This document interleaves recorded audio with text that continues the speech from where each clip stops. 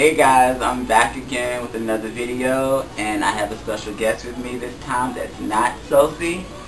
So I'm going to allow him to introduce himself. Hi, I'm Sean. I'm 23 years old and I'm HIV positive. And today we're going to pretty much talk about HIV negative people and HIV positive people coming together and trying to become one.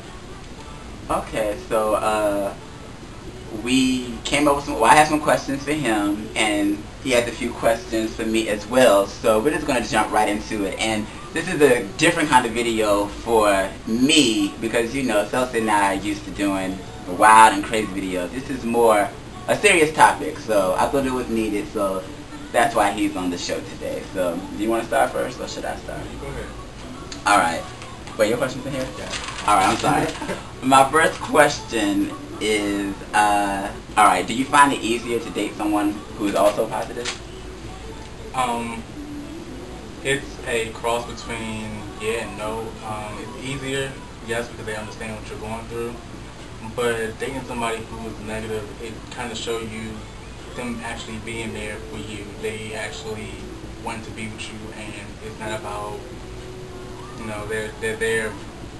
They're there for you, but they're there for more than what somebody who's positive there for.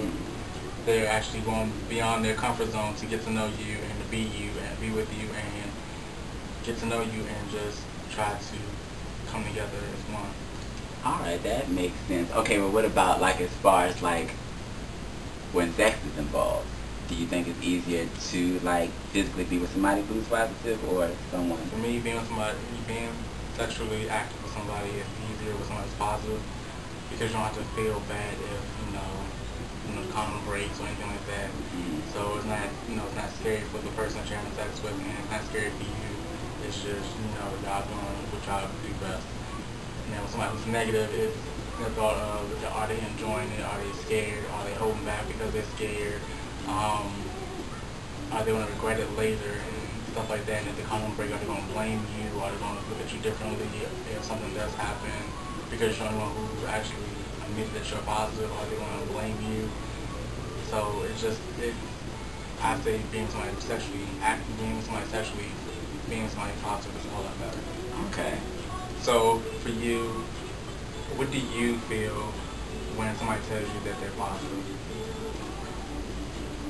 Honestly, like years ago, I say like maybe 5 years or so ago, it was scary. It was really scary because it's like, I never dealt with a situation like that, so like how am I supposed to react to someone telling me that he's positive?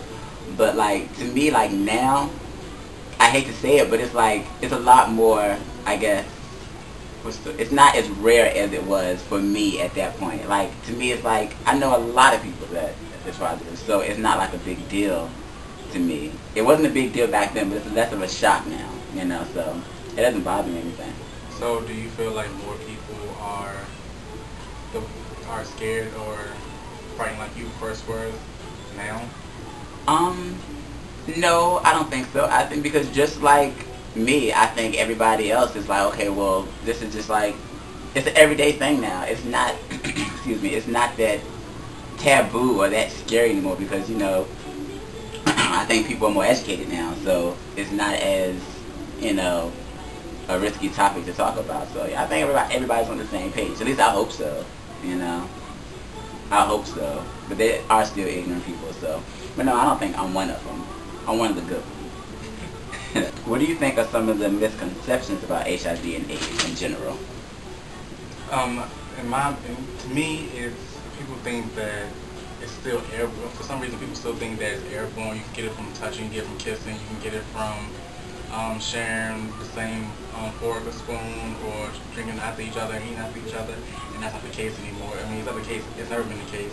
It's through unprotected sex, through blood, through semen, through breast milk, sharing needles, and so on and so on.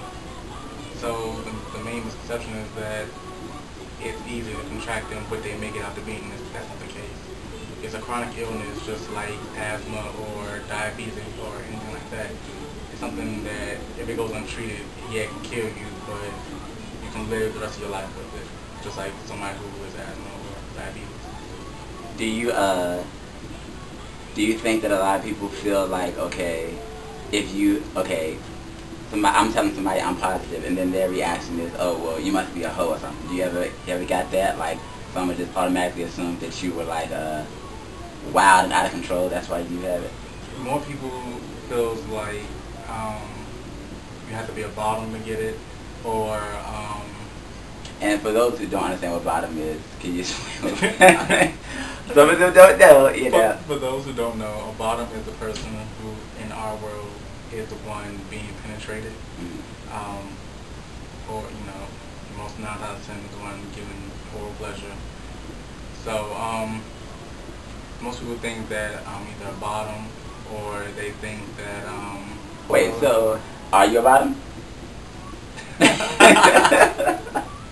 I mean, your first question first. I'm just saying, you know. We're going to answer that question in a second. We're going to answer the other question first. Alright. What was your question? My question was, do you think that people think that, oh, okay, well, he has it, so he must be easy or something? Or have you ever come across somebody who, you know? The most I've ever came across was pretty much, yeah, my bottom, or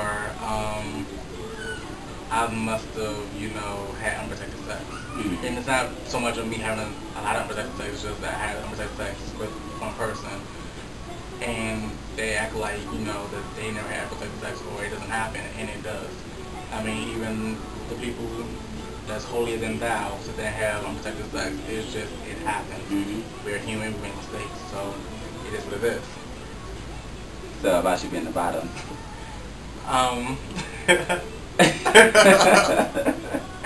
I mean, they don't know, you know. Is that a yes? When I contracted it, I was a bottom. I tried to be. I've only been a bottom. I've tried being a bottom for several people. I've only actually been one for one person, but outside of that, I'm a top. He's a top guy. In everybody's mind, everybody say, oh, that's versatile, or versatile top, whatever. I can't stand penis. Don't like it. Let's clear this up now. That's not the case. More for me. Why do you think it's hard for HIV negative people to accept dating somebody who's positive and getting to know somebody who's positive without, with no regret? I think it's just because, just fear. I think some people still think that, okay, oh my God, you're HIV positive, you're gonna die. Everybody's gonna die, but I think that's what they think, honestly. Because before I was informed, like, honestly, like, if I had a choice to date somebody who was positive and negative, obviously I would have chosen the person who was negative, because, I was, like, stupid to the disease. I really didn't know much about it, But, I mean, now, I mean, I wouldn't go out and actively seek somebody who was positive to date him. But, I mean, if it turned out that he was, then I wouldn't have a problem with it. But some folks, I think it's just fear. They're still afraid. My biggest pet peeve when it comes down to that is more so people feels like they're safer with somebody who doesn't say nothing at all versus somebody who actually tells them that they're positive. Newsflash, I told you that I'm positive, so you know to protect yourself. Somebody who doesn't say nothing at all puts you at more risk than you actually being with me. That's and true. People don't see it that way. They see it as just because I told them, oh, I'm a higher risk. Well, when you sit and sleep with somebody and they don't say nothing at all, if I don't say nothing to you, you don't know, and you was ready to get in bed with me, what makes you think that somebody else not doing the same thing and they just not going to tell you? That's true. That's very true. How has your life changed since you found out that you were positive? Like, your life and, like, your sex life. Like, has it changed any? Sex life is pretty much similar to what it was before. It's calmed down a whole lot due to me being more aware and stuff like that. But it changed my life in a major way. I was so promiscuous before contracting it or before I found out I had it, and it's pulled me back and put strains on me, and it opened my eyes to see the world in a whole different light. I actually value life a whole lot more now, and I go to schools and talk to the middle school and high school students about the virus. I make my own YouTube videos, or at least try to give updates about what's going on with me. And I'm part of an organization where I try to help and get the word out and get people tested and be there for people who are newly diagnosed but don't know how to deal with it. Because I know how it feels to actually get diagnosed and don't have somebody around your age or similar to your age, since our age are the ones who's mostly being affected. So I just try to give back what I didn't have. Okay. Is it my turn? I keep getting confused. It's been a minute, y'all. I'm rusty. Oh my God. Next question. So now that you're more aware of the virus and whatnot, would you now date somebody who's positive? Why or why not? I would say yes. I have a friend who, well, I have several friends, but I have a friend who's positive. We're dating, so yes, I wouldn't have a problem with it. I mean, because I've gone to a few doctor's appointments with him and stuff, and I was there the first time he took his medicine and stuff. So I don't think, well, I don't have a problem with that. So yes, to answer your question, yes, I would date somebody that was positive. I mean, it would take time and work and effort on both of our part, but I'm pretty open-minded when it comes to that. You let folks know that you're positive, someone that you're interested in. What is their usual initial response or reaction?